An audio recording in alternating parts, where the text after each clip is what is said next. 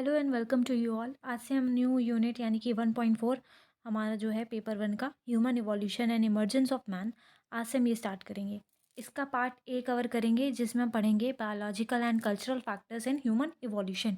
कैसे ह्यूमन के इवोल्यूशन में बायोलॉजिकल और कल्चरल फैक्टर्स ने रोल प्ले किया है। तो इसको समझने से पहले हमें ये देखना होगा कि ह्यूमन का इवोल्यूशन कैसे कैसे हुआ।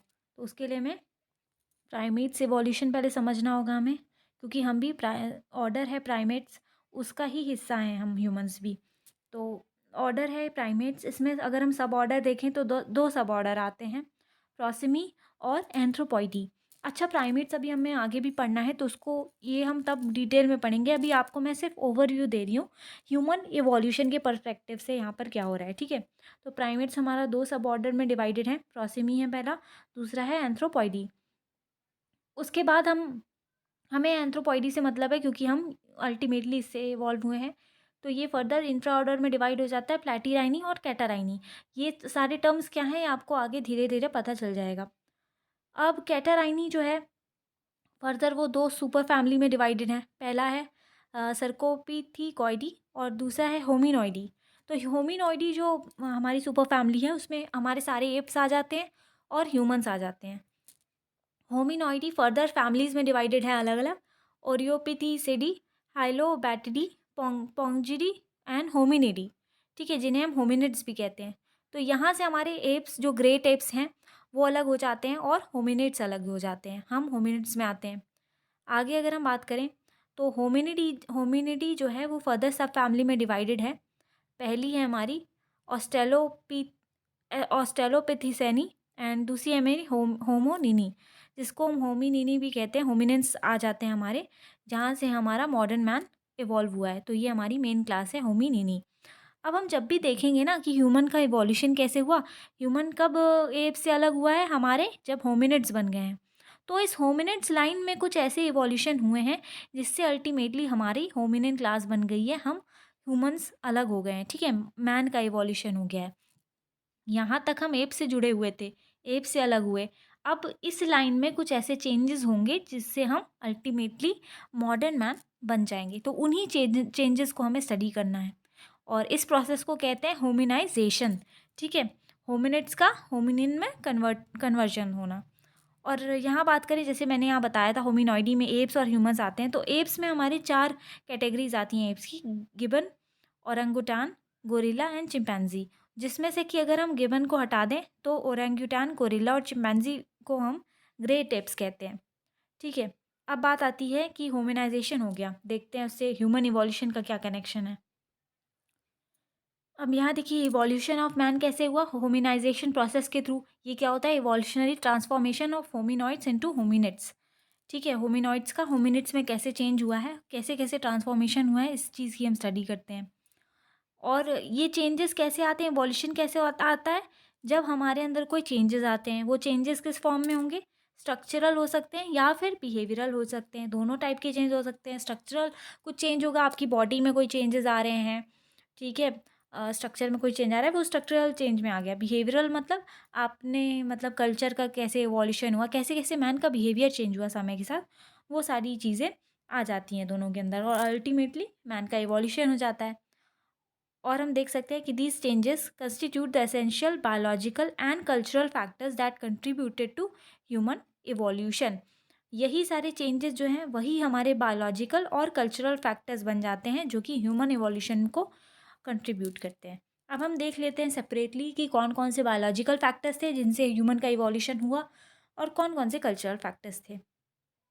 बायोलॉजिकल अगर हम फैक्टर्स की बात करें, सबसे पहले तो ह्यूमन लाइन्स को जो अलग करता है वो होता है उनका इरेक्ट पॉस्चर और बाईपेडल लोकोमोशन, ठीक है। एप्स तक हम देखेंगे कि बाईपेडल लोकोमोशन नहीं आता है पूरी तरीके से, उनमें क्वाड्रूपेडलिज्म आता है। इसके बारे में भी हम डिटेल में अलग से जब प्राइमेट्स करेंगे तब पढ़ेंगे। अभी आप समझ लीजिए कि ह्यूमंस में इरेक्ट पॉस्चर होता है, हम सीधे चलते हैं और दो पैरों पे चलते हैं, यानी कि बाईपेडल मोशन करते हैं।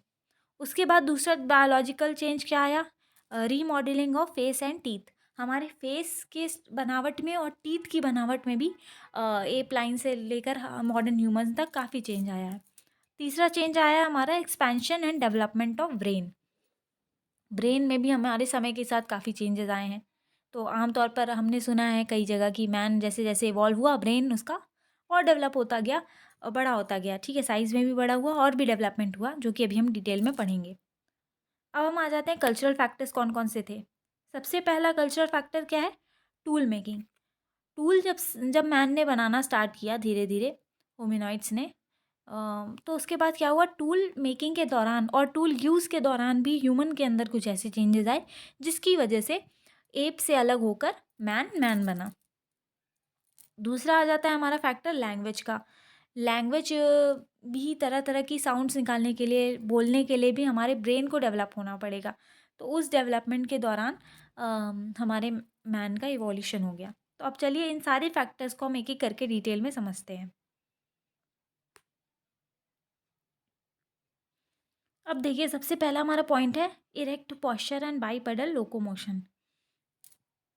अच्छा जितने भी मैमल्स हैं सब में एक खास बात होती है कि वर्टिब्रल कॉलम होता है और उसका शेप इस तरीके से होता है कि जो सेंटर ऑफ ग्रेविटी एनिमल की हो उसको वो सपोर्ट कर सके। ठीक है, अब इसको इस डायग्राम से हम समझने की कोशिश करते हैं। जैसे मान लिया आप बफेलो का एग्जांपल ले लो, ये होती है बफेलो। सॉरी इतनी ख़राब ड्राइंग है बट ठीक है, मान लिया ये हो गई हमारी बफेलो। अब इस बफेलो के अगर हम वर्टिब्रल कॉलम का शेप देखें तो ये कुछ इस तरीके से होता है। ठीक है, और इसका जो सेंटर ऑफ ग्रेविटी होता है वो कुछ यहाँ पर होता है इसके हाइंड फोर लेग्स के पास। तो इस तरीके से इसकी वर्टिब्रल कॉलम शेप्ड होती है कि इसके सेंटर ऑफ ग्रेविटी को सपोर्ट कर सके। एंथ्रोपॉइडी जो हमारी क्लास होती है, जो अभी हमने प्राइमेट्स में पढ़ा था कि प्राइमेट्स ऑर्डर है जो सब ऑर्डर में डिवाइड हो जाता है, प्रोसिमी और एंथ्रोपॉइडी।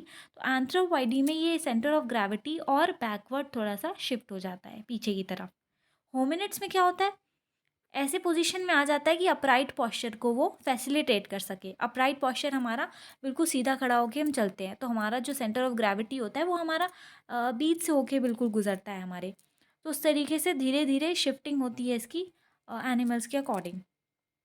अब अपराइट पॉस्चर को हमने जो अपनाया है उसके लिए मेजर अडाप्टेशन हमें क्या करने पड़े। ठीक है, अपराइट पॉस्चर के लिए भी हमें अपनी बॉडी में काफ़ी सारे चेंजेस लाने पड़े जिसकी वजह से हम उसको सपोर्ट कर पाए।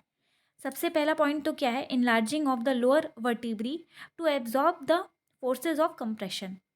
ठीक है, हमारी जो स्पाइनल कॉर्ड है वो 4 हिस्सों में बटी हुई है, कई सारे हिस्सों में। तो उसमें जो लोअर वर्टिब्री है, जो लंबर रीजन है, वहाँ की जो वर्टिब्रीज हैं वो बहुत ज़्यादा इनलार्ज हो गई। जैसे हमारा जो ये स्पाइनल कॉर्ड है वो कुछ इस शेप में है। चलिए मैं आपको डायग्राम के, तो ये आप अपने फिगर पे देख रहे हो, ये हमारी स्पाइनल कॉर्ड है, वर्टिब्रल कॉलम है और इसके 4 हिस्से हैं। सबसे पहला ये सर्वाइकल रीजन होता है, इसके बाद ये वाला डॉर्सल रीजन होता है और इधर आ जाता है हमारा लंबर रीजन और इसके नीचे हो जाता है हमारा सैक्रो कॉकीजियल। ठीक है, तो ये जो लंबर रीजन है ना, ये ह्यूमंस में या मैन में क्या हुआ, इनलार्ज हो गया थोड़ा सा। आप देख सकते हैं ये हमारा कोनिकल शेप में होता है इस तरीके से। ठीक है, क्योंकि हमारी बॉडी को सपोर्ट करना पड़ता है यहाँ नीचे से फोर्स को। जब बॉडी अपराइट खड़ी होगी तो नीचे की तरफ हमें काफ़ी ज़्यादा बैलेंस करना पड़ेगा वेट को। तो ये रीजन इसीलिए थोड़ा सा इनलार्ज कर दिया गया जिससे कि हम आसानी से वेट को सह पाएँ।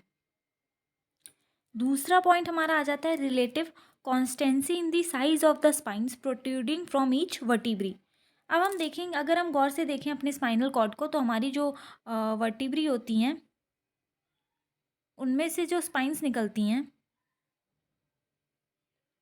ठीक है, ये हमारी अगर स्पाइनल कॉर्ड है कुछ इस तरीके से और यहाँ से अगर स्पाइन्स निकलती हैं हमारी, तो ये क्या होती हैं, लगभग सेम साइज़ की होती हैं, कॉन्स्टेंसी आ जाती है। लेकिन वहीं अगर हम गोरिल्ला को देखें तो उसकी जो नेक में जो वर्टिब्री रहती हैं वो काफ़ी इलोंगेटेड रहती हैं, क्योंकि आपने गोरिल्ला का फेस देखा होगा। आइए इस डायग्राम से समझते हैं। इस डायग्राम में आप देख सकते हैं ये मैन है, ये गोरिल्ला है। इसके स्पाइन्स देखिए इस वाले रीजन के कितने ज़्यादा बड़े हैं साइज़ में। ऐसा इसलिए है क्योंकि इसकी जो गोरिल्ला में जो नेक मसल्स होती हैं वो काफ़ी भारी होती हैं। भारी इसलिए होती हैं क्योंकि उसका जो हेड होता है वो आगे की तरफ झुका हुआ होता है, तो उसको सपोर्ट करने के लिए नेक मसल्स को काफ़ी हैवी होना पड़ता है। इसीलिए यहाँ नेक की जो स्पाइन्स होती हैं उनका साइज़ थोड़ा बड़ा होता है, जबकि मैन में क्या है, हेड अच्छे से फिट है, बिल्कुल सीधा है, तो इसलिए यहाँ पे स्पाइन्स को चौड़ा करने की कोई ज़रूरत नहीं है। तो इसलिए स्पाइन्स जो होती हैं वो लगभग कांस्टेंट रहती हैं साइज़ में। तीसरा पॉइंट आता है increase in the size and number of bones in the sacrum to take up the transmission of weight through the pelvis and legs. अब सैक्रम क्या है, पेल्विस क्या है, लेग्स क्या है, आइए देखते हैं। ठीक है, सबसे पहले आप समझ लीजिए सैक्रम जो है हमारा बॉडी का पार्ट, वहाँ पे क्या हो जाता है, सम इवोल्यूशन जैसे जैसे मैन का हुआ, नंबर ऑफ बोन्स और उसका साइज़ जो है वो इंक्रीज़ हो गया, ताकि वो वेट को जो है वो इक्वली ट्रांसमिट कर पाए, अच्छे से ट्रांसमिट कर पाए। आइए इसको डायग्राम के थ्रू और अच्छे से समझते हैं। यहाँ पर हम देखें, ये एक स्केलेटन है, ये गोरिल्ला का ही स्केलेटन है, बस बट इससे हमें सैक्रम क्या है, पेल्विस क्या है, ये समझने में हेल्प मिलेगी। ठीक है, तो यहाँ पे आप इस हिस्से में देख सकते हो, ये जो आपको ये वाला हिस्सा दिखाई दे रहा है, ये होता है सैक्रम हमारा, और ये जो विंग्स जैसे दिख रहे हैं, इसको हम कहते हैं पेल्विस, और इसको दूसरे नाम यानी कि इलियम नाम से भी हम जानते हैं। ठीक है, तो ये सारे, अब ये अगर साइज़ बड़ा हो रहा है इवोल्यूशन के साथ, तो लेग से जो वेट ट्रांसमिट होगा उसको सपोर्ट करने में मदद मिलेगी। ठीक है, उसको सपोर्ट करने के लिए हमें मैन में इस चीज़ को और ज़्यादा हैवी बनाना पड़ेगा, यहाँ ज़्यादा बोन्स रहेंगी ताकि ये वेट को सपोर्ट कर सके।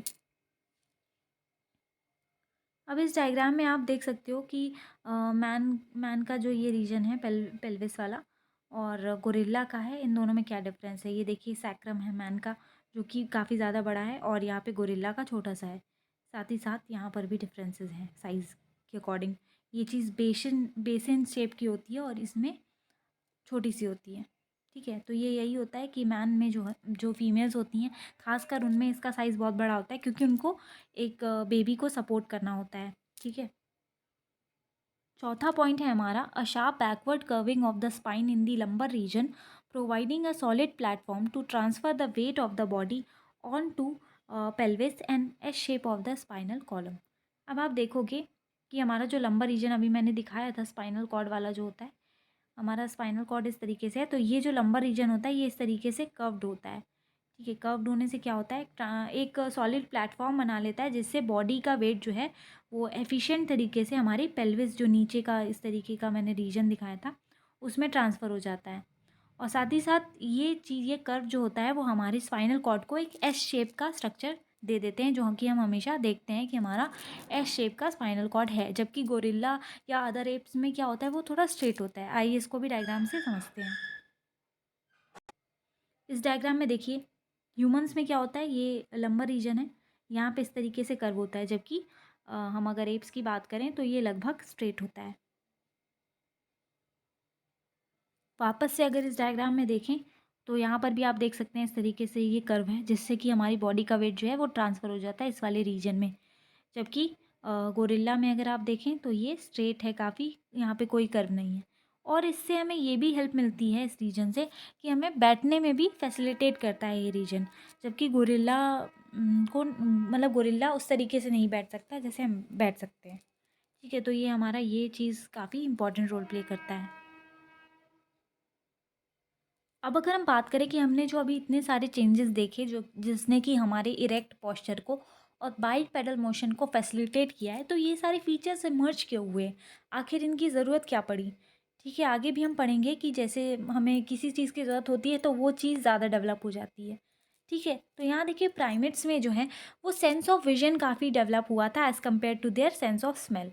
तो विजन अच्छा है, तो मान लिया कोई छोटा प्राइमेट है, ठीक है, उसको आसपास ग्रासलैंड्स हैं काफ़ी बड़े बड़े, तो अगर यहाँ पे कोई प्रेडेटर है तो उसको देखने के लिए उसको अपने हाइंड लेग्स यानी कि पिछले वाले पैर पे खड़ा होकर देखना पड़ेगा कि कोई प्रेडेटर तो नहीं है, जिससे वो अपनी सेफ्टी का ध्यान रख सकता है। अगर उसने साइट कर लिया कि कोई प्रेडेटर मेरी तरफ आ रहा है दूर से ही, तो वो अपनी सेफ्टी इंश्योर कर सकता है।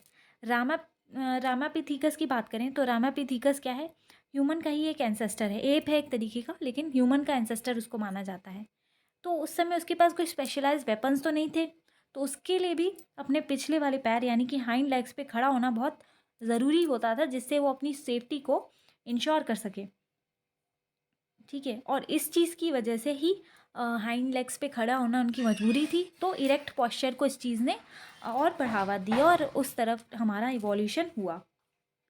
साथ ही साथ इस बायोलॉजिकल फैक्टर ने हमारे कुछ कल्चरल फैक्टर्स को भी इमर्ज किया, जैसे कि इस तरीके से हमारे पास कोई इस समय स्पेशलाइज वेपन नहीं है, आपस में हमें मिलजुल कर काम करना पड़ रहा था अपनी सेफ्टी के लिए, तो उससे हमने कोऑपरेटिव सोशल ग्रुप बनाए, एफिशिएंट कम्युनिकेटिव कोड भी बनाया आपस में एक दूसरे से कम्युनिकेट करने के लिए। दूसरे बायोलॉजिकल फैक्टर है हमारा remodelling of face and teeth. अब रीमॉडलिंग करने की ज़रूरत क्यों पड़ी? तो major trend in human evolutionary development was increase in the size of brain. However, this increase cannot be beyond the limit set by the size of pelvis. So there was an adaptive pressure to shorten the snout and reduce the size of the face. अब हम ये जानते हैं कि human की evolutionary history में brain का development हुआ है और समय के साथ उसका साइज़ इंक्रीज़ हुआ है इवोल्यूशन के साथ, लेकिन हम ब्रेन के साइज़ को एक एक लाइन है, एक लिमिट है, उससे ज़्यादा हम इंक्रीज़ नहीं कर सकते। ऐसा क्यों? क्योंकि जब ह्यूमन किसी बेबी को जन्म देता है, जब बर्थ के टाइम पे, तो जो पेल्विस रीजन है उसको हम बर्थ कैनाल कहते हैं, उसके थ्रू बेबी जो है वो मदर की बॉडी से बाहर आता है। तो पेल्विस का साइज़ जो होता है वो फिक्स्ड है अब, ठीक है? तो उसके हिसाब से ही हमारा जो हेड का साइज़ है वो उसके हिसाब से होना चाहिए। अगर वो उसके ज़रा भी बड़ा हुआ तो क्या होगा? बेबी बाहर नहीं आ पाएगा और मदर और चाइल्ड दोनों की सेफ्टी हमारी क्रूशियल हो जाएगी ऐसे स्थिति में। तो हमने क्या किया? ब्रेन का साइज़ हमें इंक्रीज़ करना ही था क्योंकि वो हमारे इवोल्यूशन के लिए ज़रूरी था। तो हमने फिर क्या किया? फेस का साइज़ रिड्यूस किया। फेस का साइज़ रिड्यूस करेंगे तो ब्रेन को डेवलपमेंट के लिए और जगह मिल जाएगी। अगर हम बात करें पहले के एप्स की, ठीक है, तो हमने हमने देखा है उनका फेस कि किस तरीके से होता है। ये हमारे एप्स, गोरिल्ला का फेस आप इधर देख सकते हैं इस वाले डायग्राम में किस तरीके का है। इसका ब्रेन देखिए कितना, जो स्कल है उसका साइज़ कितना छोटा है, फेस का साइज़ इसका ज़्यादा बड़ा है, ठीक है। जबकि हम ह्यूमन का अगर देखें तो ह्यूमन में देखिए ब्रेन का साइज़ कितना बड़ा है as compared to the face. तो अब देखते हैं कि फेस में चेंजेस क्या क्या हुए हमारे स्ट्रेंथ की वजह से। सबसे पहले तो the bro ridges diminish. Bro ridges अभी मैं दिखाऊंगी डायग्राम में कि किस तरीके से आँख के ऊपर जो रिजेस होती थी वो काफ़ी बड़ी और बल्की होती थी हमारे एप्स में, जबकि ह्यूमंस में क्या है उसका साइज़ नॉर्मल हो गया। फोर हेड वर्टिकल हो गया, ठीक है, फोर हेड ह्यूमंस में बिल्कुल सीधा हो गया। चिन प्रोमिनेंट हो गई, face flat with a nose that protrudes. तो फेस जो है वो हमारा थोड़ा सा फ्लैट हो गया, पहले क्या था बाहर की तरफ निकला हुआ था। फोरामन magnum is now exactly at the centre of the skull base. फोरामन magnum पहले क्या था? पहले मान लिया ये एप है, एप का ये फेस है, तो फोरामन मैग्नम क्या है पहले पीछे की तरफ ऐसे होता था, लेकिन अब क्या है बिल्कुल सेंटर में होता है क्योंकि हमारा फेस अच्छे से बैलेंस्ड है हमारे नेक के ऊपर। The nasal cavity and palate are shortened and arched. Nasal cavity जो है वो भी छोटी हो गई, ठीक है, और आर्च्ड हो गई प्रॉपरली। टंग जो है वो थिकेंड हो गया और शॉर्टेंड हो गया। लैरिंग्स sunken down into the throat. लैरिंग्स जो है वो फर्दर थ्रोट में और नीचे आ गया, जिससे हमें फैसिलिटेशन हुआ कि हम तरह तरह की साउंड को प्रोड्यूस कर सकें और कम्युनिकेट कर सकें। आइए इसको डायग्राम के थ्रू देखते हैं। यहाँ पे देखिए ये ह्यूमन और गोरिल्ला का स्कल है, ठीक है। यहाँ पे आप देख सकते हो कि ब्रो रिजेस यहाँ पर कितनी ज़्यादा प्रोमिनेंट है, यहाँ पर नहीं है, शॉर्टन हो गया है। दूसरा चेंज देखिए स्कल का साइज़ बड़ा हो गया, यहाँ पे छोटा है। ये चिन देखिए यहाँ पे कितनी ज़्यादा प्रोमिनेंट है, सी है ना, यहाँ पे चिन है ही नहीं। तीसरा क्या है, यहाँ नोज़ बनी नहीं हुई है, बट इसके जो नोज़ पैलेट्स हैं वो भी काफ़ी शॉर्टेंड हो गए, यहाँ पे काफ़ी ज़्यादा बल्की थे, ठीक है। उसके बाद फोरामन मैग्नम यहाँ यहाँ पे था, गोरिल्ला में यहाँ से था, और मैन में यहाँ पे है। फोरामन मैग्नम होता क्या है? वो एरिया होता है जहाँ से जो नर्व्स होती हैं वो हेड में से निकल कर हमारे स्पाइन की तरफ जाती हैं, वो सारी नर्व्स यहाँ से जाती हैं, ठीक है। तो उसकी पोजीशन चेंज हो गई। फेस जो है हमारा देखिए ह्यूमंस में फ्लैट हो गया, जबकि यहाँ पे क्या है प्रोट्रूडिंग है, इसको बाहर की तरफ निकला हुआ एक स्नाउट की तरह यहाँ पे बना होता है, जबकि मैन में ये फ्लैट है।